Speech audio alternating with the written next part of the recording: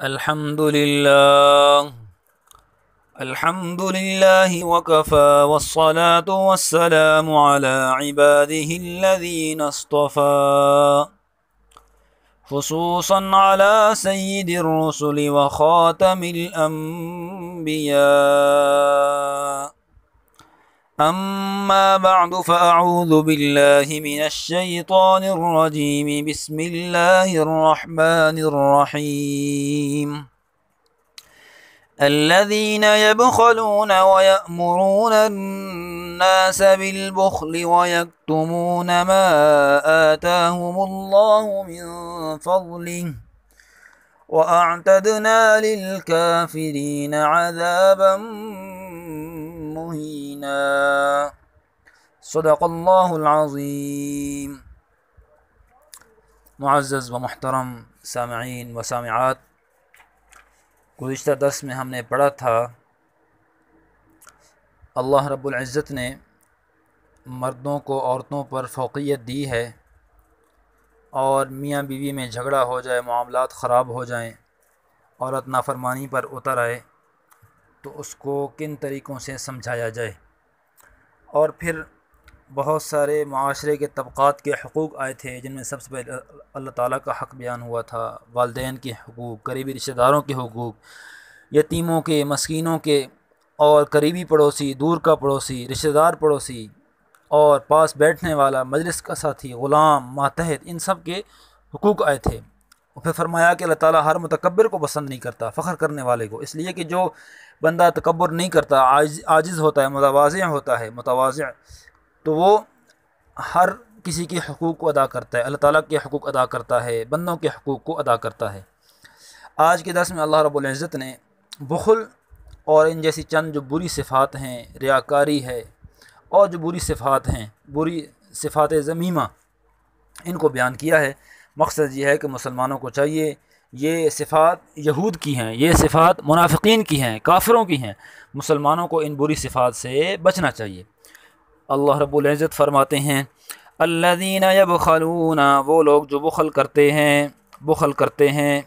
اب یہ بخل ایک ایسی صفت ہے، اس کا تعلق مال سے نہیں ہے کہ مال تھوڑا ہو یا زیادہ ہو، اس کا تعلق دل کی کیفیت سے ہے کہ دل مال خرچ کرنے پر راضی ہے یا نہیں ہے۔ وَيَأْمُرُونَ النَّاسَ بِالْبُخْلِ، خود بھی بخل کرتے ہیں اور دوسرے لوگوں کو بھی بخل کا حکم دیتے ہیں، کہ تم بھی چھپاؤ، مال کو چھپاؤ۔ وَيَكْتُمُونَ مَا آتَاهُمُ اللَّهُ مِن فَضْلِهِ، اور چھپاتے ہیں وہ جو اللہ تعالیٰ نے اپنے فضل سے ان کو دیا ہے، اللہ تعالیٰ نے اپنے فضل سے جو کچھ ان کو دیا ہے اس کو چھپاتے ہیں۔ حدیث پاک میں آتا ہے کہ یہ آیت یہود کے بارے میں نازل ہوئی، اس لیے کہ یہ یہودی مدینہ جو تھے وہ بہت زیادہ مغرور تھے اور انتہا درجے کے کنجوس تھے، مال بھی خرچ نہیں کرتے تھے، لوگوں کو بھی کہتے خرچ نہ کرو، اور علم کو بھی چھپاتے تھے، اور آپ علیہ السلام کی جو نشانیاں ہیں ان کو بھی چھپاتے تھے، ظاہر نہیں کرتے تھے۔ لیکن جو بخل کی مذمت ہے، انفاق کی فضیلت آپ علیہ السلام کی احادیث میں بھرپور بیان کی گئی ہے۔ ایک حدیث پاک میں آتا ہے کہ آپ علیہ السلام نے فرمایا ہر صبح کے وقت 2 فرشتے نازل ہوتے ہیں، ان میں سے ایک یہ کہتا ہے اے اللہ بھلائی کے راستے میں خرچ کرنے والے کو اچھا عوض عطا فرما، اور دوسرا کہتا ہے اے اللہ بخیل کو تباہی سے ہمکنار کر۔ اللہم اعطی منفقا خلفا ویقول الآخر اللہم اعطی ممسکا طلفا۔ یہ بخاری مسلم حدیث ہے۔ ایک اور حدیث ہے کہ آپ علیہ السلام نے فرمایا کہ خیر کے راستے میں خرچ کیا کر۔ حضرت اسما کو آپ علیہ السلام نے ارشاد فرمایا اور گن گن کر نہ دے، ورنہ اللہ بھی تجھے تیرے حق میں گن گن کر دینا شروع کر دے گا، اور انفاق سے بچنے کے لیے بہت زیادہ حفاظت نہ کر، ورنہ اللہ بھی حفاظت کرنا شروع کر دے گا، اور کم از کم جو تجھ سے ہو سکے اس کو دینے سے دریغ نہ کر۔ اور ایک حدیث پاک میں ہے کہ آپ علیہ السلام نے ارشاد فرمایا 2 عادتیں کسی مومن میں جمع نہیں ہوتی، ایک بخل ہے اور ایک بد اخلاقی، ایک البخل وسوء الخلق، ایک بخل دوسری بد اخلاقی۔ تو یہ 2 عادتیں کسی مسلمان مومن میں جمع نہیں ہوتی۔ تو مال خرچ کرنے کی، انفاق فی سبیل اللہ کی بہت زیادہ تاکید ہے، غریبوں کو مال دیا جائے، یہ ترمذی شریف میں حدیث ہے۔ تو یہودی مدینہ کی یہ بری عادت تھی کہ مال خرچ نہیں کرتے، تو اللہ تعالیٰ نے مسلمانوں کو حکم دیا کہ خرچ کریں۔ وَأَعْتَدْنَا لِلْكَافِرِينَ عَذَابًا مُهِينًا، اور ہم نے کافروں کے لیے تیار کر رکھا ہے ایسا عذاب جو ان کو ذلیل و رسوا کر کے رکھ دے گا، ذلت والا عذاب جو ان کو ذلیل و رسوا کر کے رکھ دے گا، یہ عذاب تیار کر رکھا ہے۔ والذین ينفقون، وہ لوگ جو مال خرچ کرتے ہیں، والذین ينفقون اموالهم، وہ لوگ جو اپنے مالوں کو خرچ کرتے ہیں، رعاء الناس، لوگوں کے دکھلاوے کے لیے۔ پہلی بات یہ کہ خرچ نہیں کرتے، اگر خرچ کرتے بھی ہیں تو لوگوں کو دکھلاوے کے لیے کرتے ہیں، کیونکہ آخرت پر ان کا ایمان نہیں ہے، اللہ تعالیٰ کی آیتوں کو انکار کرتے ہیں، تو جو خرچ کرتے ہیں وہ لوگوں کو دکھلاوے کے لیے کرتے ہیں۔ اگر اللہ پر ایمان ہوتا تو اللہ کے لیے خرچ کرتے نہیں۔ ولا یؤمنون باللہ، اللہ پر ایمان نہیں لاتے، ولا بالیوم الآخر، آخرت کے دن پر ایمان نہیں لاتے۔ یہ جو ریا ہے، ریا کاری، آپ علیہ السلام نے اس کو شرک اصغر فرمایا ہے۔ محمود بن لبید رضی اللہ عنہ سے روایت ہے کہ نبی کریم صلی اللہ علیہ وسلم نے فرمایا کہ تمہارے متعلق مجھے بہت زیادہ اندیشہ ہے شرک اصغر کا۔ صحابہ نے پوچھا شرک اصغر کیا ہے؟ آپ علیہ السلام نے ارشاد فرمایا ریا، الریا، ریا جو ہے وہ چھوٹا شرک ہے۔ ایک اور حدیث پاک میں آتا ہے کہ من صلی یرائی فقط اشرک، جس نے دکھلاوے کے لیے نماز پڑھی اس نے شرک کیا۔ ومن صام یرائی فقط اشرک، اور جس نے دکھلاوے کے لیے روزہ رکھا اس نے شرک کیا۔ ومن تصدق یرائی فقط اشرک، تو جس نے دکھلاوے کے لیے صدقہ کیا اس نے بھی شرک کیا۔ ریاکاری بہت ہی بری صفت ہے، مسلمانوں کو ہر صورت اس سے بچنا چاہیے، ہر کام صرف اور صرف اللہ تعالیٰ کے لیے انجام دیں اور خالص اللہ کی رضا مقصود ہو، اللہ تعالیٰ سے اجر مقصود ہے۔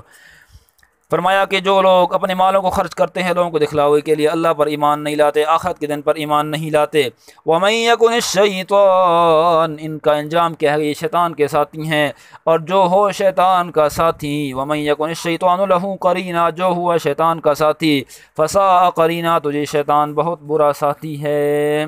تو یہ جو بخل کرتے ہیں، دوسروں کو بھی بخل کا حکم دیتے ہیں اور مال خرچ نہیں کرتے، خرچ کرتے ہیں دکھلاوے کے لیے کرتے ہیں، تو حقیقت ان کے اندر بری صفات ہیں، یہ شیطان کے ساتھی بنے ہوئے، تو شیطان بہت برا ساتھی ہے۔ تو مسلمانوں کو ان بری صفات سے بچنا چاہیے اور اللہ کے راستے میں مال کو خوب خرچ کرنا چاہیے اور ریاکاری سے بچنا چاہیے، اللہ کی رضا کے لیے مال دینا چاہیے، بلکہ صدقہ ایسا ہونا چاہیے کہ ایک ہاتھ سے دے، دوسرے ہاتھ کو پتہ بھی نہیں چلے کہ صدقہ دیا ہے یا نہیں دیا، چاہے جائے کہ سارے علاقے کو پتہ چل جائے کہ فلاں نے صدقہ کیا ہے۔ آگے فرماتے ہیں اللہ وَمَاذَا عَلَيْهِمْ لَوْ آمَنُوا بِاللَّهِ وَالْيَوْمِ الْآخِرِ، اور کیا نقصان تھا ان کا، کیا نقصان ہوتا ان لوگوں کا، لو آمنوا باللہ، اگر وہ اللہ پر ایمان لاتے، والیوم الآخر، آخرت کے دن پر ایمان لاتے، وَأَنفَقُوا مِمَّا رَزَقَهُمُ اللَّهُ، اور خرچ کرتے اس میں سے جو اللہ نے ان کو رزق دیا ہے، سب کچھ اللہ نے دیا ہوا ہے، اگر خرچ کرتے، وَكَانَ اللَّهُ بِهِمْ عَلِيمًا، اللہ تعالیٰ ہے خوب خبر رکھنے والا، خوب جاننے والا ہے۔ اگر خرچ کرتے، یہ مال کو خرچ کرتے اور ریاکاری سے بچتے، یہ ایسی اختیار میں چیزیں ہیں، کوئی مشکل نہیں ہے، نہ کسی کا نقصان ہوتا ہے، نہ کسی کو تکلیف ہوتی ہے، تو بندے کے اختیار میں ہے، تو یہ نقصان کر کے کیوں اپنے آپ کو تباہی کی طرف دھکیل رہے ہیں، کوئی نقصان بھی نہیں ہے، تو اللہ تعالیٰ سے ہم سب کو اسے محفوظ فرمائے۔ ان اللہ لا یظلم مثقال ذرہ، بے شک اللہ تعالیٰ کسی پر ذرہ برابر بھی کسی پر ظلم نہیں کرتا، اللہ تعالیٰ کسی پر ذرہ برابر بھی ظلم نہیں کرتا۔ جو کوئی نیکی کرے گا اللہ تعالیٰ اس کو ظاہر کر دے گا، اللہ تعالیٰ اس کو سامنے لے آئے گا، اللہ تعالیٰ کسی کی نیکی کو نہیں چھپائے گا۔ یہ عرب میں ہے، کہاوت ہے کہ ذرہ کہتے ہیں جو سرخ رنگ کی چھوٹی سی چیونٹی ہوتی ہے، تو اس کو کم وزن اور حقیر ہونے کے لیے عرب اس کو بطور مثال پیش کرتے تھے، تو اللہ نے فرمایا اللہ تعالیٰ اس جتنا بھی کسی پر ظلم نہیں کرے گا، بلکہ اللہ تعالیٰ فرماتے ہیں کہ وَإِن تَكُ حَسَنَةً يُضَاعِفْهَا، اگر نیکی ہو تو اللہ تعالیٰ اس کو دوگنا کر دیتا ہے، دونا کر دیتا ہے، اللہ تعالیٰ اس کو ڈبل کر دیتا ہے۔ وَيُؤْتِ مِن لَّدُنْهُ أَجْرًا عَظِيمًا، اور اپنی طرف سے بھی بہت بڑا اجر دے گا، اجر عظیم دے گا، بہت بڑا اجر دے گا۔ ایک حدیث پاک میں آتا ہے کہ کئی اللہ کے بندے ایسے ہوں گے، ایسے نیک لوگ ہوں گے جن کا ثواب، جن کے ایک عمل کا ثواب 20 لاکھ تک ہو جائے گا۔ اللہ کی ذات تو کریم ہے، اس کی یہ رحمت وسیع ہے، اس کی بے پایا رحمت ہے، اللہ تعالیٰ اتنا بڑھا دیں گے کہ حساب و کتاب میں بھی نہیں آئے گا، تو اللہ تعالیٰ اپنی طرف سے بھی بہت بڑا اجر دیں گے۔ فَكَيْفَ إِذَا جِئْنَا مِن كُلِّ أُمَّةٍ، پر اس وقت کیا حال ہوگا جب ہم لے آئیں گے من کل امہ، ہر امت سے، بشہید، ایک گواہ لے آئیں گے، وجئنا بک، علی ہؤلاء شہیدا،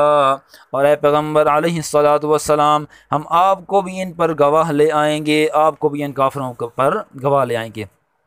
یہ میدان حشر میں اللہ تعالیٰ ہر امت میں سے اس کے نبی کو امت کے خلاف جو کافر ہوں گے ان کے خلاف گواہی کے لیے کھڑا کر دیں گے، اور جو نیک لوگ ہوں گے ان کے حق میں گواہی کے لیے کھڑا کر دیں گے۔ ہر نبی گواہی دے گا، اور حضور صلی اللہ علیہ وسلم بھی گواہی دیں گے۔ آپ علیہ السلام امت کے نیک لوگوں کے حق میں گواہی دیں گے، اور جو کافر ہیں ان کے خلاف گواہی دیں گے۔ بخاری شریف میں حدیث ہے کہ ایک مرتبہ عبداللہ ابن مسعود رضی اللہ تعالیٰ عنہ کو آپ علیہ السلام نے ارشاد فرمایا کہ مجھے قرآن سناؤ، تو عبداللہ بن مسعود جب قرآن مجید سنانے لگے اور سورہ نساء کی اس آیت پر پہنچے فَكَيْفَ إِذَا جِئْنَا مِن كُلِّ أُمَّةٍ بِشَهِيدٍ وَجِئْنَا بِكَ عَلَى هَؤُلَاءِ شَهِيدًا، تو آپ علیہ السلام نے فرمایا کہ اب بس کرو، رک جاؤ۔ اور عبداللہ مسعود صحابی عرض کرتے ہیں کہ میں نے جب دیکھا آپ علیہ السلام کی نظر اٹھا کر دیکھا تو آپ علیہ السلام کی مبارک آنکھوں سے آنسو بہ رہے تھے۔ علامہ قسطلانی فرماتے ہیں کہ حضور صلی اللہ علیہ وسلم کو اس آیت سے آخرت کا منظر مستحضر ہو گیا، اور اپنی امت کے کوتاہ عمل اور بے عمل لوگوں کی بابت خیال آ رہا تھا کہ ان کے عمل بے عمل لوگ ہیں، ان کے عمل نہیں ہیں، تو ان لوگوں کی وجہ سے آپ علیہ السلام پر غم طاری ہو گیا اور آپ علیہ السلام کے آنسو مبارک جاری ہو گئے۔ تو یہ آپ علیہ السلام بھی گواہی دیں گے اور تمام نبی بھی گواہی دیں گے، اور پہلی امتوں کے بھی انبیاء پیش ہوں گے، اور اس امت کے بھی جو حضور صلی اللہ علیہ وسلم ہیں وہ بھی پیش ہوں گے۔ اور علماء کرام فرماتے ہیں کہ یہ آیت ختم نبوت کی دلیل ہے، اس لیے کہ آپ علیہ السلام کے بعد اگر کوئی گواہ ہوتا تو اس کا بھی ذکر ہوتا ہے، جب اس کا ذکر نہیں ہے تو مطلب یہ ہے کہ حضور صلی اللہ علیہ وسلم پر نبوت ختم ہو چکی ہے اور آپ علیہ السلام آخری نبی ہیں، اور یہ آیت ختم نبوت کی دلیل ہے۔ یومئذ یود الذین کفروا، جس دن خواہش کریں گے، آرزو کریں گے، چاہیں گے الذین کفروا، وہ لوگ جنہوں نے کفر کیا، وعصوا الرسول، اور رسولوں کی نافرمانی کی، کافر لوگ چاہیں گے، ان کی خواہش ہوگی، جو رسولوں کی نافرمانی کرنے والے ہوں گے ان کی خواہش ہوگی لو تسوا بہم الارض، کہ وہ کاش، وہ ہائے کاش ان کو برابر کر دیا جائے، زمین کے بالکل برابر کر دیا جائے، ان کو مٹی کر دیا جائے۔ وَيَقُولُ الْكَافِرُ يَا لَيْتَنِي كُنتُ تُرَابًا، اور کافر کہے گا ہائے کاش میں مٹی ہو جاتا، کافر کہے گا ہائے کاش میں مٹی ہو جاتا۔ وَلَا يَكْتُمُونَ اللَّهَ حَدِيثًا، اور قیامت کے دن اللہ تعالیٰ سے کچھ بھی نہیں چھپا سکیں گے۔ یہ کافروں کی قیامت کے دن حالت ہوگی۔ ایک اور جگہ آتا ہے واللہ ربنا ما کننا مشرکین، کافر قسم اٹھا کر کہیں گے کہ ہم نے کبھی دنیا میں شرک کیا ہی نہیں۔ تو بظاہر ان دونوں آیتوں میں تعارض ہے کہ وہ انکار کر دیں گے اور یہاں پر وہ مان لیں گے اور کہیں گے کاش ہم مٹی ہو جائیں۔ تو اس کا جواب یہ ہے اعتراض کا کہ پہلے تو وہ انکار کریں گے کافر کہ ہم جو ہے نا ہم شرک نہیں کرتے تھے، ہم نے شرک نہیں کیا دنیا میں، لیکن دیکھیں گے کہ ہمارے اپنے اعضاء، اپنے جوارے ہمارے خلاف گواہی دے رہے ہیں، تو وہ اب سوچیں گے اب ہم سے اب کچھ چھپانے کا فائدہ نہیں ہے، تو وہ یہ خواہش ظاہر کریں گے کہ کاش ہم مٹی کے برابر ہو جاتے، زمین میں دھنس جاتے۔ تو اللہ فرماتے ہیں وَلَا يَكْتُمُونَ اللَّهَ حَدِيثًا، اس وقت سب اقرار کر لیں گے اور اس وقت اللہ تعالیٰ سے کچھ بھی نہیں چھپا سکیں گے، چھوٹی سی بات بھی نہیں چھپا سکیں گے۔ اللہ تعالیٰ سے دعا کہ اللہ تعالیٰ ہم سب کو نیک اعمال پر عمل کرنے کی توفیق عطا فرمائے، اور جو بری صفات ہیں، بخل ہے، ریا ہے، ان سب صفات سے بچنے کی توفیق عطا فرمائے۔ وآخر دعوانا ان الحمد للہ رب العالمین۔